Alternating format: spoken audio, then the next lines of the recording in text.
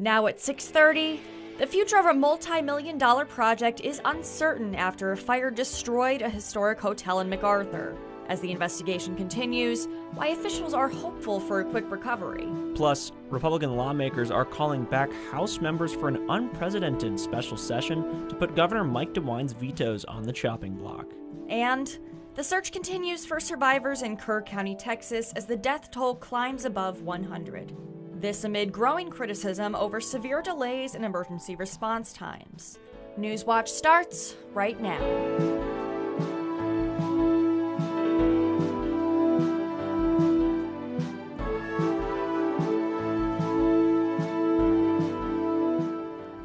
Thanks for joining us. I'm Megan Acker. And I'm Ty Carpenter. Welcome to Newswatch.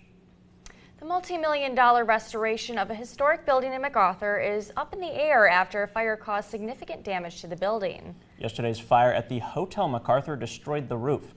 There was also heavy damage to the inside of the building.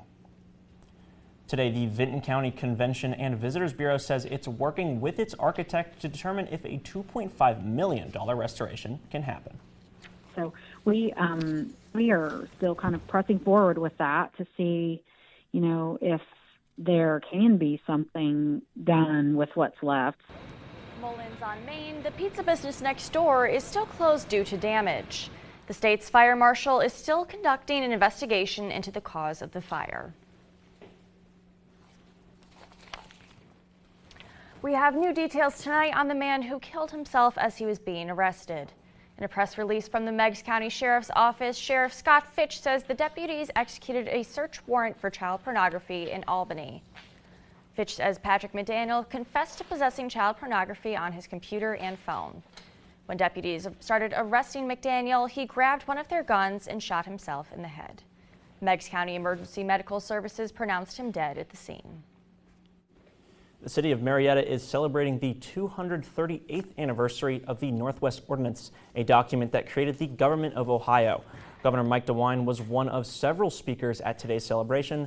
Newswatch reporter Noah Cavan, along with the rest of the crowd, weathered the rain and learned about the importance of public education in Ohio. As you can see, it's raining right now, but when I got to Marietta this morning, it was raining sideways. As a result, today's event had to be moved from the Start Westford Memorial to the First Congregational United Church of Christ, just across the street. Despite the inconvenience, people packed the pews to learn about the Northwest Ordinance, a two-page document that, according to Warren Local School District Superintendent Kyle Newton, is crucial for today's education system. This just tells you how important Northwest Ordinance was for the common school, laying the foundation for pretty much all of public education today, and especially in Ohio. The document says, quote, "Schools and the means of education shall forever be encouraged." This made the Northwest Territory the first state or territory in America to require free public schools. Paul LaRue, president of the Ohio State Board of Education, says the Northwest Ordinance is one of the single most important documents ever written. This is truly one of the cornerstones of American democracy. The Northwest Ordinance of 1787 was the North Star for public education in Ohio.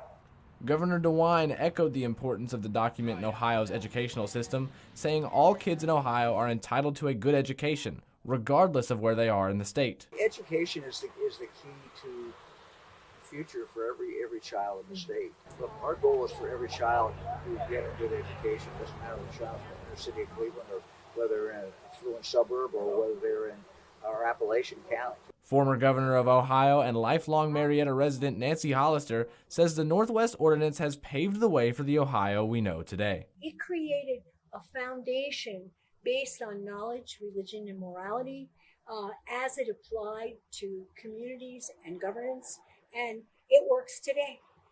Now, despite the bad weather, everybody I spoke to today had a really good time at today's event, and they're looking forward to next year's celebration of the Northwest Ordinance.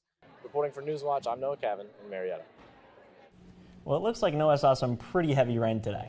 To see if any more of that rain is headed our way tonight, let's turn it over to forecaster Steve Nedlick. Steve? Yeah, you guys said it. We had a really eventful day weather-wise today. I mean, we had that strong band then come through in the afternoon at about 2 o'clock that dumped a lot of rain here. But right now, 82 degrees and clear skies. So it's been a tale of two halves today for this weather. And then we had this band push out, but we're going to start getting this filling back in as we head later into the evening, just because that sun came back out. So it's going to be moving its way towards our area as we get into the late afternoon, early evening hours. So we'll be watching out for that. We also have some discrepancies in terms of temperature too. I mean, we got 71 in Parkersburg, but we got 84 in Columbus. So it's really just where you saw a lot of rain today is where it's a little cooler, and then where it didn't get much rain, it's a little bit warmer. Tonight, we're going to slowly go down a little bit to 68, not much relief because, again, we still have all that humidity here, but we do have those chances of thunderstorms that are going to linger until the sun goes down because that surface heating heads out. But stay tuned for my full forecast where we get into what the rest of the week looks like. Thank you, Steve. A defense contractor is set to build a new military drone plant in Pickaway County, taking the top spot for the most amount of jobs created in a single Ohio project. Anduril, an auto systems and weapons manufacturing company, will get $310 million in grants over 10 years from Jobs Ohio to fund the project. And that's only a third of the total grant money. It's a new facility near Rickenbacker International Airport, will span 5 million square feet and is expected to generate more than 4,000 jobs. Federal cuts to SNAP benefits are increasing pressure on states to make up the funding difference. President Donald Trump's so-called Big Beautiful Bill mandates major cuts to SNAP starting in 2028. This will force states like Ohio to make up the difference in benefit cost. As of now, Ohio will likely have to pay more than $315 million. The law also changes work requirements for SNAP eligibility. The Hocking-Athens Perry Community Action Program says these cuts will only put more pressure on local food banks, creating gaps they can't fill. There is unfortunately not a whole lot that we can do to replace the level of assistance that is being removed by this measure. For every meal that we provided in a year, for every one meal we provide, SNAP provides 9. HAPCAP says once the SNAP cuts start, they will continue to provide services, but families may get less food when they visit food banks. Ohio schools are trying to implement cell phone bans at the start of this academic year. The state budget requires all districts ban cell phone use during the school day, but it lets schools choose how they enforce this rule. Some schools already adopted their own cell phone policies before the budget passed. Earlier this year, Alexander local schools banned all phones in school. Schools have until January 1st to write down their own phone policies. Governor DeWine's 67 line item vetoes in the state budget raised eyebrows, but lawmakers are now trying to override them. The Republican lawmakers are interrupting their summer break and calling back House members for a special meeting scheduled July 21st.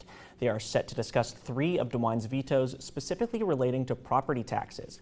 While Republicans say overriding the vetoes will give Ohioans property tax relief, House Democrats say undoing DeWine's vetoes will hurt public schools and local governments.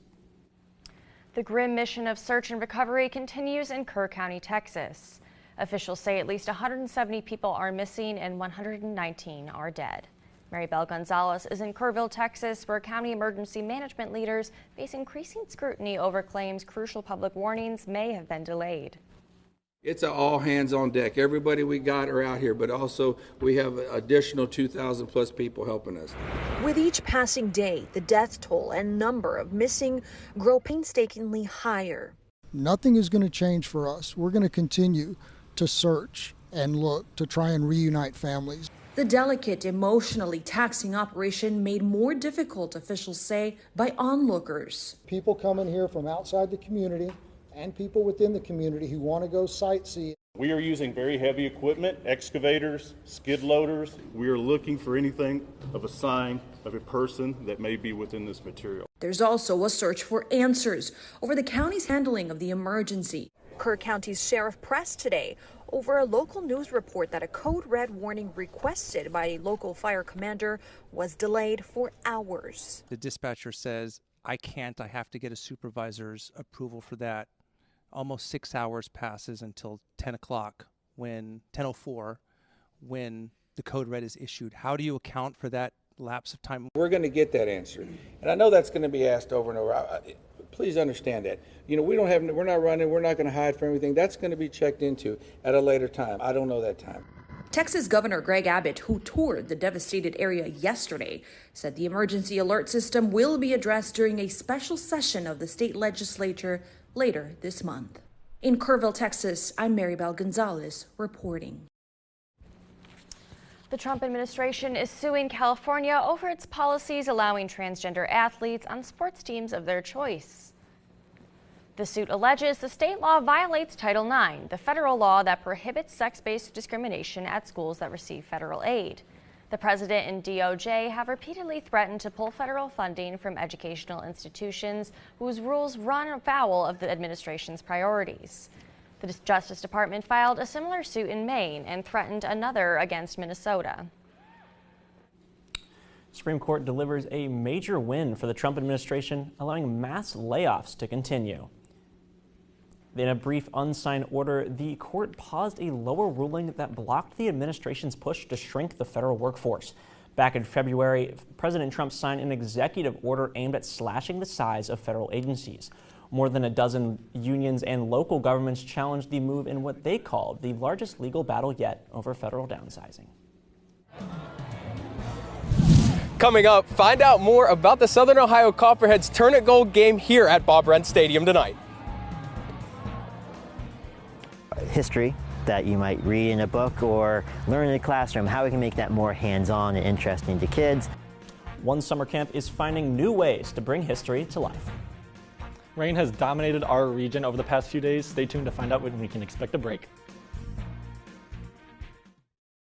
There's nothing more American than PBS. It's a safe place where kids learn and grow, and where grown-ups are informed, entertained, and inspired.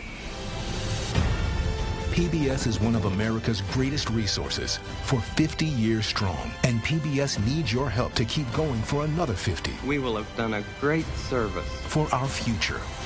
Visit Protect My Public Media to learn more, because there's nothing more American than PBS.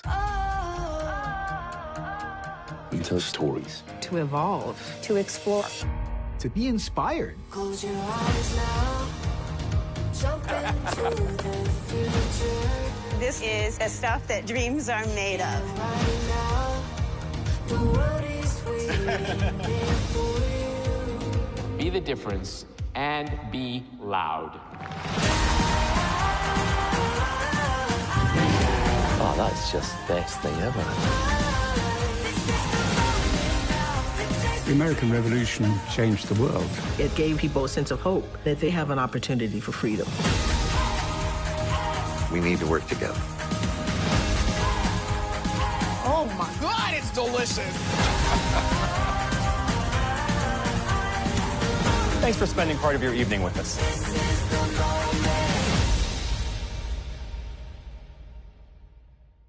I think you need to brace yourself for this, sir. I get straight to the matter. Please do. Is there anyone you didn't invite? You're welcome. I can't leave a puzzle unsolved any more than you can. Well, what happens if she's wrong? She's been right about everything else. A man gets murdered, and seemingly impossibly, his murderer escapes. Politics is all about knowing what hand to play and when to play it. Sunday on WOUB.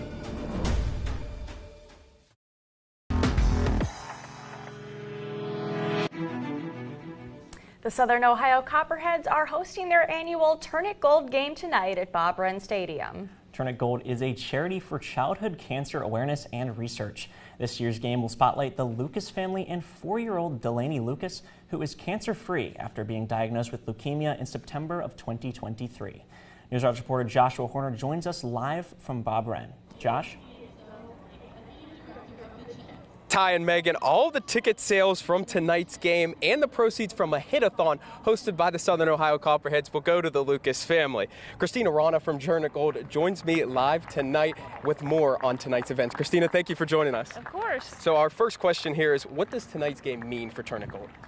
I think it really is a good opportunity for us to showcase what we do on campus just to the community of Athens. So many people in Athens already know what Turn It Gold is, but this is a nice opportunity, especially for like incoming college students, to see, oh, this is a student organization that you can join that also has connections in your hometown. So I think it's really important for that. So you, as the president of Turn It Gold here at OU, how does it feel to see all the fans out here tonight at Bob Brown? It's really cool. I really enjoy seeing how many community members are here and supporting this little girl, Delaney. I mean, she's super sweet, and I think it just means a lot, not only to us, but particularly for the family we're supporting. Christina, thank you so much for joining us tonight. Of course. The Copperheads are selling Turn It Gold jerseys here at the stadium tonight, where 20% of all proceeds go to the Turn It Gold organization. Bids for these jerseys can be accepted in person and online. Reporting for Newswatch, I'm Joshua Herner, live in Athens. Thank you, Josh. Now, I know we had some rain earlier today. It looks like that hasn't impacted the game. Steve, what's it looking like for the rest of this evening? Yeah, we had that line move through earlier, but it looks like we may have some showers popping up, but fingers crossed they stay away so that we can have that wonderful game take place. Yeah, I mean, it's kind of felt like over this week it's been kind of erratic almost. One day it's 80, one day it's 60 and raining. So are we going to get some normalcy coming up? It doesn't really look like that. And if we take a look at the radar right now, it's just more of the same. Spots all over are getting rain, but not all over the place. It's just here or there. Athens right now currently isn't getting any rain, but if we go south, there's rain. So again, erratic is the perfect word that we could be using right now. So we had this line pushed out earlier, but then as we look here out to our west, we see some more showers popping up. So fingers crossed that they don't develop into anything crazy so that we don't have this game get canceled.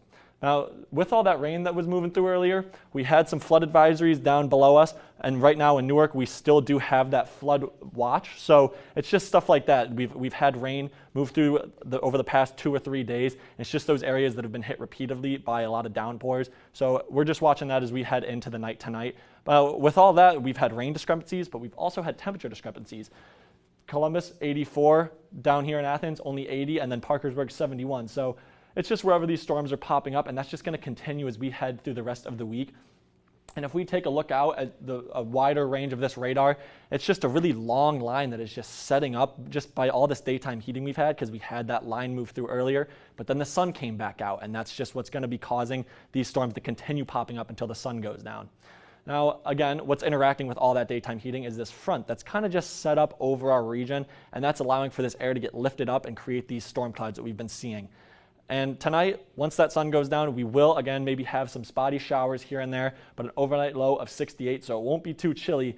It's just going to be, again, the continuation of some spotty showers. Tomorrow, almost a direct rinse and repeat of today, 50% chance of storms, so you might get some here, you might get some there, but it won't be all over the place. High of 86, and then another overnight low of 68. Now, these rain chances are just going to be lasting throughout the week, and then they're mostly, again, driven by that sun, so it's afternoon, evening hours when that ground gets all heated up. But that humidity isn't going anywhere with this rain, so that's also playing a big factor. Now, as we look into tomorrow morning, this front doesn't do much. It starts to head south a little bit, and that's what's going to give us more widespread showers tomorrow. Tomorrow night hasn't really moved much, and then once we get into Friday, it's just dropped directly over our area, so that's what's just going to be driving these storms as we head throughout the entirety of the work week. Now, again, we're not really out of the woods in terms of heat either, because over the next 6 to 10 days, this is our temperature outlook. We're still above average, and with that humidity, it's just going to be making those real field temperatures get up into the 90s, 95 degrees. So again, we were talking about relief. I don't think we're going to get much here in the next week, but if we look, we have 6 or 7 straight days of rain in the forecast. So we're looking at 89. It almost feels like we're in a time loop right now. We're seeing practically the same thing, but we slowly heat up as we head Friday into Saturday, and then we slowly back down on Sunday. But again, those rain showers are all over the place, so we'll be watching for some flood advisories heading our way if these downpours do persist.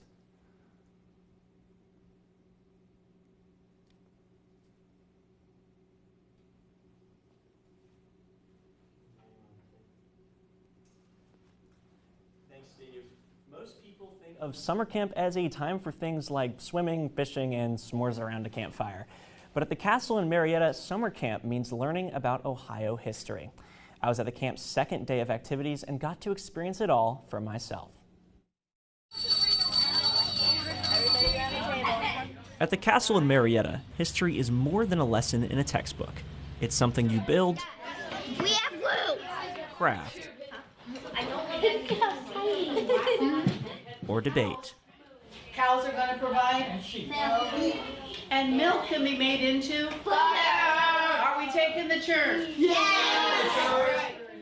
The camp delves into life from 1800 to 1820, turning early Ohio history into a hands-on experience for dozens of children in the summer.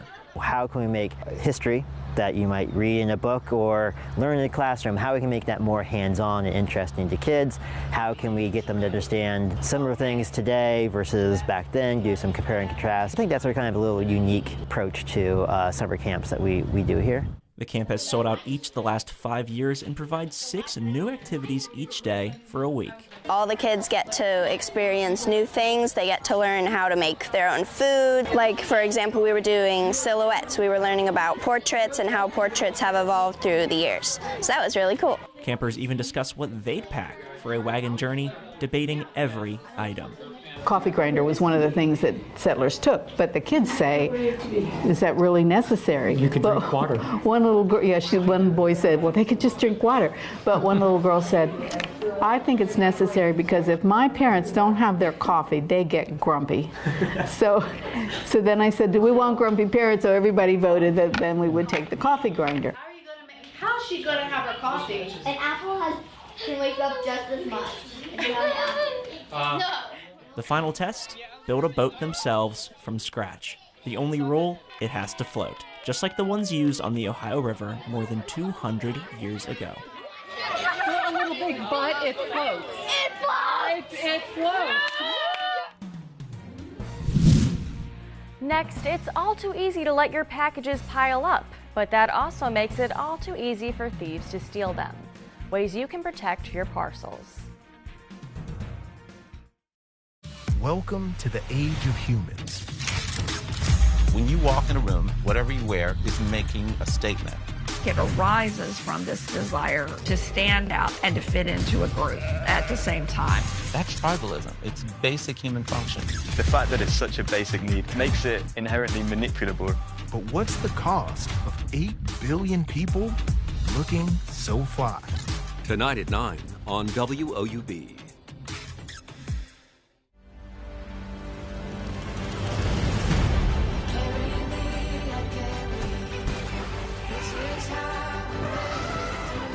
You are ready to go.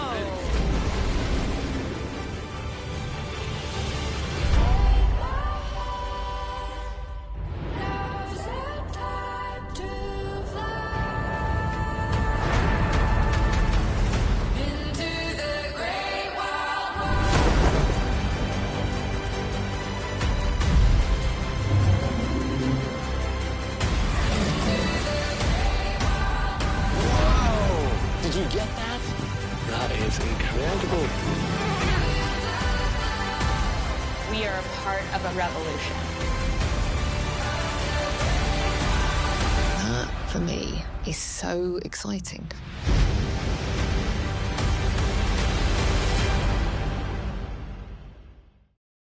Hey, it's your old car here. Remember me? Remember us? You barely even turn me on anymore. It's clear you don't need me, but that's perfectly fine, my friend, because you can choose to give this old car new purpose and donate. Vehicles like me can bring significant funds to public television. So call or donate online.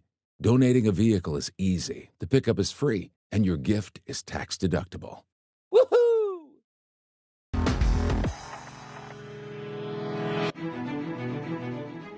A U.S. appeals court blocks a rule requiring businesses to make it easy for consumers to cancel subscriptions and memberships as it is to sign up. The so-called click-to-cancel rule was passed by the Federal Trade Commission during the Biden administration. It would have applied to everything from gym memberships to streaming services. But the appeals court says that the FTC failed to conduct a preliminary analysis of the cost and benefits of the rule, which was set to take effect next week. The proposed rule was aimed at addressing common issues with subscription plans. It's Prime Week, one of the summer's biggest weeks for online sales. But all those purchases mean packages piling up outside your door, giving thieves a chance to steal your stuff. Jen Sullivan talks about ways to protect your items and what to do if your packages are stolen. Online shoppers are scoring hot summer deals right now, with retailers like Amazon offering big discounts. Prime Day is really exciting for us. Richard Rocha with Amazon says Prime Day members bought 375 million items worldwide in 2023. Other big box retailers are also slashing prices. And while shoppers are seizing the discounts, thieves could be seizing the opportunity to steal your stuff as packages pile up outside homes. It is a crime of opportunity. Corey Colleton with Security.org says they looked at crime data and found more than 58 million packages were stolen in 2024. While Amazon says the vast majority of packages are delivered without any issues, there are things customers can do to make sure their items are safe. They're able to track their packages in real time when they're about to be delivered. And then when they do get delivered, there's a photo that's sent to you so you can see exactly where it was put. Rocha also says customers can leave notes about their delivery, like drop off behind the house. Certain items can be delivered to a hub locker at no additional cost, and you can schedule to have your items delivered on a day you are home. So what should you do if your packages are stolen? Amazon says call customer service to get it fixed. We're all about convenience, so we want to make sure that customers have the best way that they can get something that's most convenient for them. And call the police. It is a crime and it's taking place on your personal property. While security cameras can help you catch thieves in the act, law enforcement recommends not engaging with the thief. For Consumer Watch, I'm Jen Sullivan. We'll be back after the break, but for now, here's a look at what's coming up next at WOUB.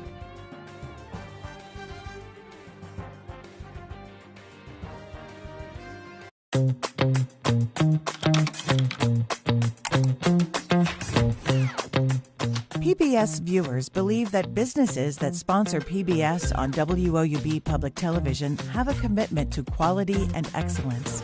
Sponsoring a PBS television program offers your business a unique opportunity to connect with a highly engaged, loyal, and trustful audience in a clutter-free environment, leading to increased brand awareness, positive perception, and potential for higher customer engagement. Your sponsorship is important to the community, and the rewards come back to you in the form of loyal customers. Align your organization with America's most trusted news and public affairs network. WOUB Public Television is worthy of your trust. Contact Corporate Support Director Kathy Malesic at 740-593-4909 or online at woub.org/support. It is smelling good out there. It's time to set that table. Hope y'all ready. All right, get you a piece of that. How is it? Oh my God, it's delicious. This is heaven. This week, we're bringing in one more judge. Please welcome Al Rokers. I am so looking forward to taste these dishes. I want to compose myself so I can cook. Friday at 9 on WOUB. Meet the chef who gave us authentic Italian food, Marcella Hazan. Italian cooking is very simple, but it's not easy. Marcella introduced balsamic. She taught us what food should taste like. I like that. Delight in Marcella Hazan's delicious recipes. Chicken with 2 lemons. And her life story. I never cooked in my life until I married. When Marcella comes to American Masters. Friday at 10 on WOUB.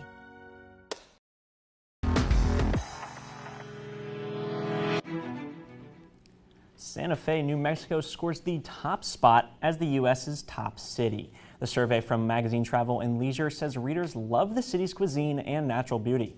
Santa Fe unseated Charleston, South Carolina, which held the top spot for 12 straight years. New Orleans and Charleston fills the second place and third place slots. So guys, I don't know about you guys, but for me personally, if I were to choose a top city, I went there once when I was a lot younger. I'm a big fan of Chicago.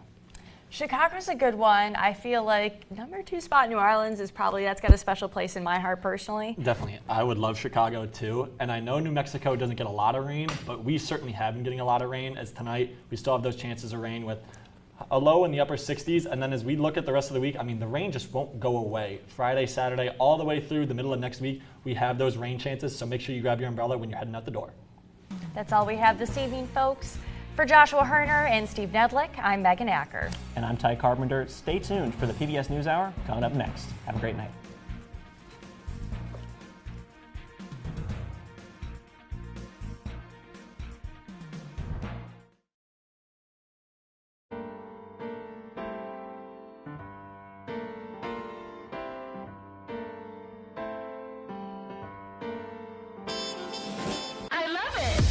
We're on the precipice of a great discovery.